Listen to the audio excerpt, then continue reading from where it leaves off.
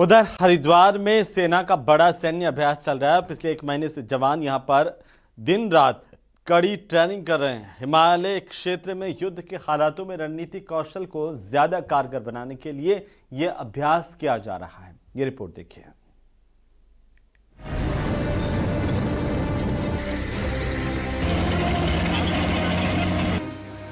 हरिद्वार के दुर्गम माने जाने वाले एक जंगली इलाके में भारतीय सेना के शूरवीर शक्ति प्रदर्शन कर रहे हैं।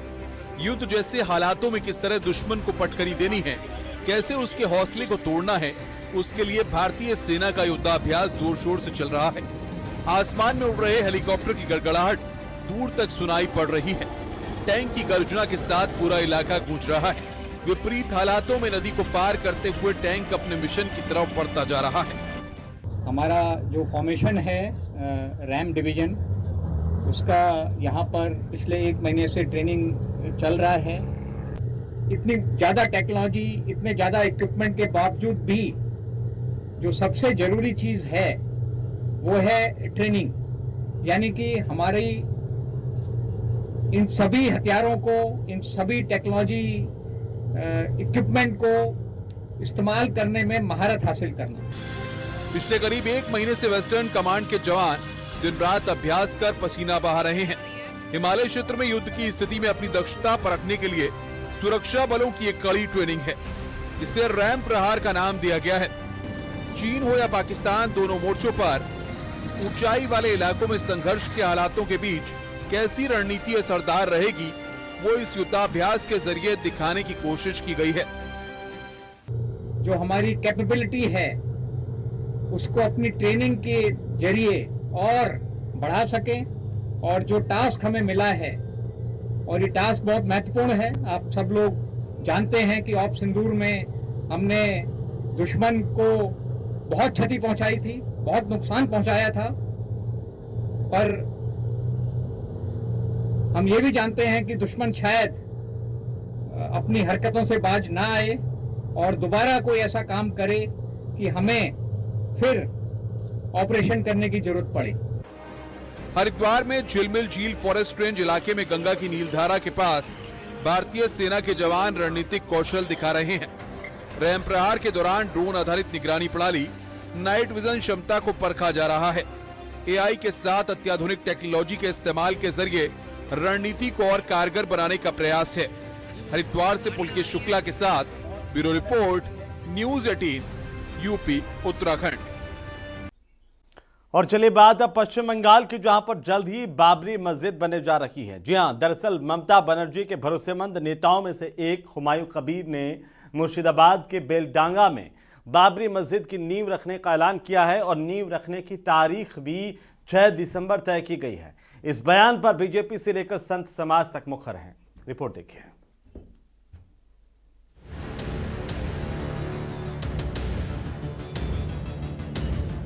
पश्चिम बंगाल की राजनीति में एक नया बवंडर उठ खड़ा हुआ है। ममता बनर्जी के भरोसेमंद और टीएमसी विधायक हुमायूं कबीर ने ऐलान किया है कि वो 6 दिसंबर को मुर्शिदाबाद के बेलडांगा में बाबरी नाम की मस्जिद की नींव रखने जा रहे हैं। कबीर का दावा है कि इस मस्जिद को पूरा होने में 3 साल लगेंगे और समारोह में देश भर से 400 प्रमुख हस्तियां पहुंचेंगी। विधानसभा चुनाव से पहले इस ऐलान ने बंगाल की राजनीतिक हवा में गर्मी ला दी है, क्योंकि तारीख और नाम दोनों बेहद संवेदनशील माने जाते हैं। मस्जिद 6 दिसंबर 2025 शनिवार वहाँ भित्ति स्थापन होगा। 3 साल लगेगा वह खड़ा होने के लिए। मुस्लिम बहुल सीटों वाले मुर्शिदाबाद में टीएमसी का ये कदम सीधा सीधा राजनीतिक संदेश माना जा रहा है। इसी दिन कोलकाता में टीएमसी की एक बड़ी रैली भी होनी है, जिसकी जिम्मेदारी छात्र और युवा विंग को दी गई है। माना जा रहा है कि ममता बनर्जी रैली को संबोधित कर सकती है, लेकिन कबीर ने साफ कहा है कि वो 6 दिसंबर को बेलडांगा में ही रहेंगे।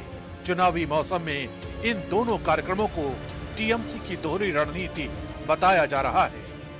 खिलाफ 35-7% जो मुस्लिम आबादी है, इनको मस्जिद बनाएगी तो किसी को तो प्रॉब्लम नहीं होना चाहिए किसी को। तो मेरा जो धर्म है, मेरा जो मैं मुस्लिम का जो मेरा ईमान लेके चलना, ये तो कोई बाधा नहीं होना चाहिए, कोई किसी को प्रॉब्लम नहीं आना चाहिए। मैं इधर बीजेपी ने हुमायूं कबीर के बयान को तुरंत निशाने पर ले लिया।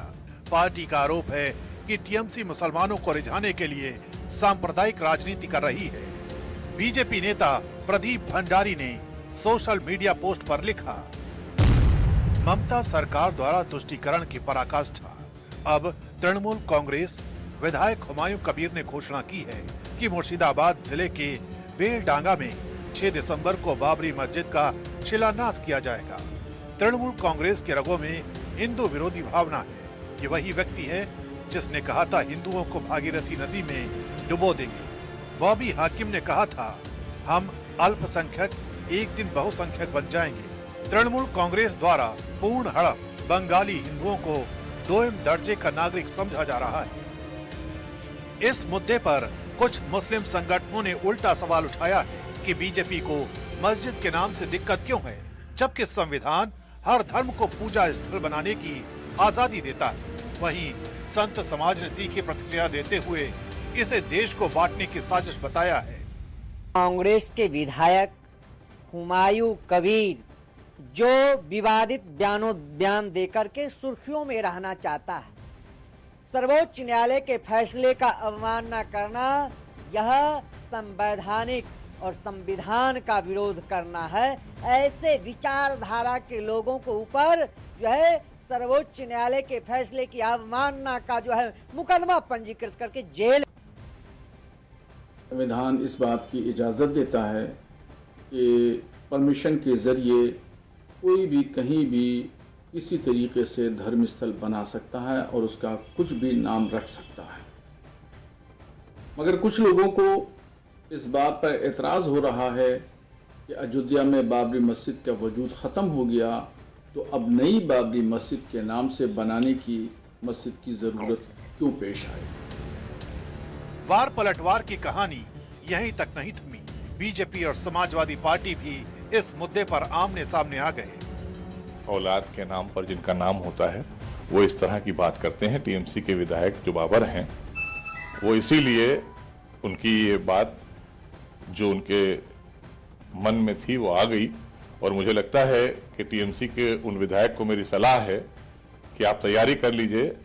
अब अफगानिस्तान, बांग्लादेश या पाकिस्तान में आप शिलान्यास बाबर के नाम से कर सकते हैं। अब बाबर के नाम से कोई भी शिलान्यास या कोई भी चीज भारत में और हिंदुस्तान में आप नहीं कर सकते। संविधान में ये सबको अधिकार है कि वो मंदिर या मस्जिद का निर्माण करे। पश्चिम बंगाल के विधायक, टीएमसी के विधायक हुमायूं कबीर जमीन खरीदकर अपने संसाधनों से वहां मस्जिद का निर्माण कर रहे हैं और वो उसका नाम बाबरी मस्जिद रख रहे हैं। तो इस पर भारतीय जनता पार्टी को या किसी को कोई आपत्ति करने का अधिकार नहीं है। अब आपको दिखाते हैं कि आखिर ये बाबर प्रेमी हुमायूं कबीर हैं कौन। हुमायूं कबीर 2011 में कांग्रेस के टिकट पर पहली बार चुनाव लड़े। इसके बाद वो 2013 में कांग्रेस छोड़कर टीएमसी में शामिल हुए। चुनाव जीतने के बाद ममता बनर्जी के पहले कार्यकाल में मंत्री बने। हुमायूं कबीर मौजूदा समय में पश्चिम बंगाल के भरतपुर से विधायक हैं। वो अपने विवादित बयान से कई बार टीएमसी को मुसीबत में डाल चुके हैं। हुमायूं कबीर को एक बार पार्टी ने नोटिस भी दिया था। यही वजह है कि बीजेपी नेता प्रियंका टिब्रेवाल ने टीएमसी पर तुष्टीकरण की सियासत का आरोप लगाया है। जब वो ऐसा कहते हैं कि बाबरी मस्जिद की फिर से स्थापना करेंगे, तो मैं ये पूछना चाहती हूँ कि उस स्थापना पर वो किस किस को बुलाना चाहते हैं? उन रोहिंग्याओं को जो एसआईआर के डर से अभी बॉर्डर की तरफ भाग रहे हैं पश्चिम बंगाल छोड़ने के लिए। दूसरी बात मैं ये भी कहना चाहती हूँ कि आज अगर उनको बाबरी मस्जिद बनाने का इतना ही शौक है तो जो बाबरी मस्जिद बाबर के नाम से बनी थी, पहले ये पता करिए वो इतिहास क्या है, वो कहाँ से आया था। जहाँ से आया था वहीं जाकर बनाए। पश्चिम बंगाल में चुनाव करीब है और टीएमसी और बीजेपी की टक्कर पहले ही चरम पर है। ऐसे में बाबरी मस्जिद जैसे संवेदनशील नाम का इस्तेमाल बंगाल के राजनीतिक समीकरण को काफी हद तक बदल सकता है।